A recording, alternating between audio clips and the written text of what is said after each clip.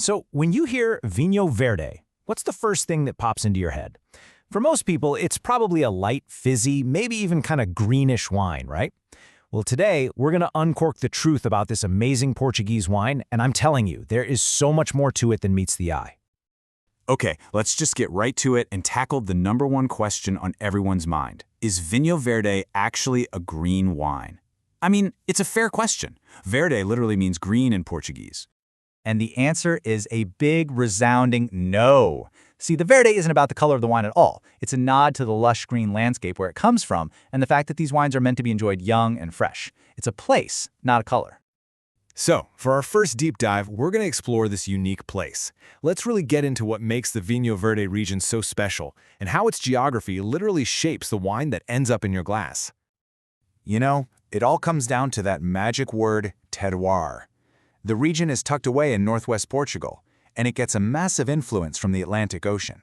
Think high humidity, mild temperatures, and when you combine that with soils that are mostly granite, you get the perfect recipe for wines with that signature zippy acidity and incredible freshness. And this is a place with some serious history. We're talking winemaking that goes all the way back to the Romans. In the Middle Ages, it was the monasteries that really expanded it. Then, the name Vinho Verde finally appeared in the 18th century. And get this, by 1908, it was one of the very first officially recognized wine regions in all of Portugal. And the key thing to understand is that this region isn't just one big thing. It's more like a beautiful mosaic of 9 different subregions. For instance, way up north in Monsanto Melgaço, they're famous for these complex, mineral-driven Alvarinho wines. But head over to Lima, and it's all about floral, aromatic Loureiro. It's definitely not a one-size-fits-all situation. Okay, so we know the place. But to really understand the wine, you've got to meet the stars of the show, the grape varieties that give these wines all their personality. When it comes to the whites, you've basically got 2 queens. First, there's Alvarinho. It's the powerhouse, elegant, complex, with incredible minerality and, surprise, it can actually age beautifully. Then you have Loureiro, which is just the definition of freshness. It just explodes out of the glass with these intense, floral, citrusy, orange blossom aromas. Totally different, but both are absolutely fantastic. But hold on, it's not all white wine here. You have to meet Vinho, the region's iconic red grape. This grape makes these incredibly deep, ruby-colored wines with surprisingly soft tannins and just tons of ripe red fruit flavor. Yep, you heard that right. Vinho Verde makes killer red wine too. And that leads us perfectly into our next section. We've established it's a place, not a color, and that it has all these different grapes. So now, let's explore the truly surprising variety of wine styles that come from this one region.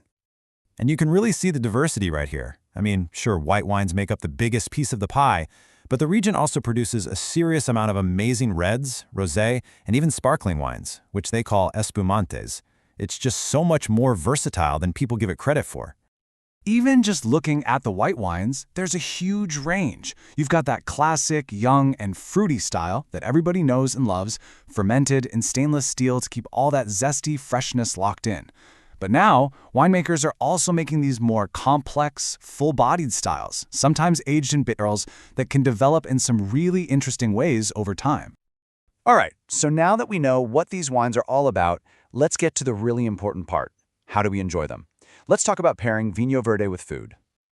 Okay, the classic pairing, the absolute no-brainer, is fish and seafood.